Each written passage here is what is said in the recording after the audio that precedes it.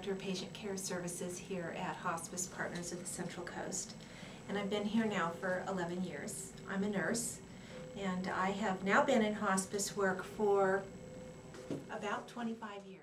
I got into hospice almost by accident because a friend was in home care and hospice and said, hey, this is really cool. And I went and applied, and I got accepted, and I couldn't believe it. It was just a completely different life. People in their home environment is a completely different, it's just a completely different type of nursing.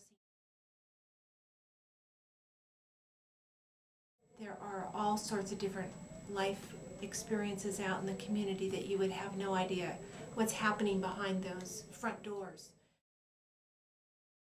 Some people are in mansions that have no support. Some are in small little dank hotel rooms and yet have a lot of support.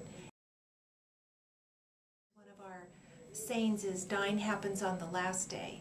Every other day is about living. And so what our goal is with the care that we provide is to make sure that patients and families are living their life as long as they can.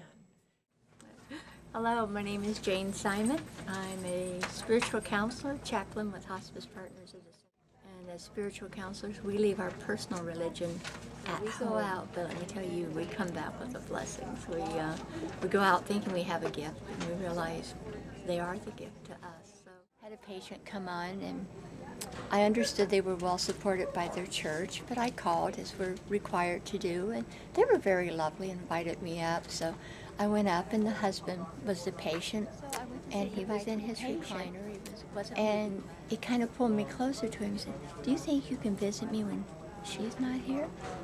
Oh, well, all right, minister. He's a lovely guy. He said, but you have to be nice when the minister comes out. And I am so mad at God. I ran it for a while and calmed down. He said, well, it felt good to say that. It just felt so good to say that. My name's Tim Pacheco, and I'm a musician with Hospice Partners of the Central Coast. I'm one of 3 musicians here at the hospice. Well, there was a patient that I had who was he was in his 80s, and he used to be a rancher, and I guess you'd call him a cowboy. He worked with horses and trained. I talked to his wife, and she mentioned that he liked cowboy music, and so I started playing some cowboy songs for him, like this one here. Oh, I'm back in the saddle again, out where a friend is a friend, where we sleep out every night and the only law is right, back in the saddle again. So my name is Nell Bennett, and I'm a medical social worker here at Hospice Partners, and I work both in coordination of the Department of Social Work. We have 10 field work, working with families out in the community right here in St. Louis. I'd say the hardest part right now is actually the impact of the economy. What we're seeing is families are stressed prior to even coming on to hospice services. They've been stressed for making do with less. They have less money, they have less ability to take time off from work to help care for families, and at the same time our community resources are shrinking dramatically. It's incredibly challenging to work with families when there's almost nothing at times that you can offer them. People fall through the cracks. Hi, my name is Miriam Hetzler, and I am a registered nurse at Hospice Partners of the Central Coast. I've worked here for about... In order to qualify for being a patient on service with Hospice Partners of the Central Coast, they have to have a physician's order.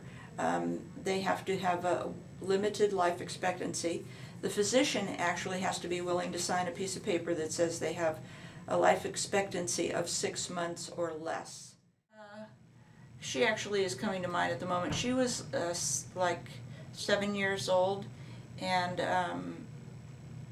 as she was declining, of course, she was gradually getting weaker and weaker and weaker. And after she died, I went to see her mom and dad and visit with them and talk about their experience surrounding her final hours. And the mom described how she raised her arms, and she actually looked like was being pulled from the other side.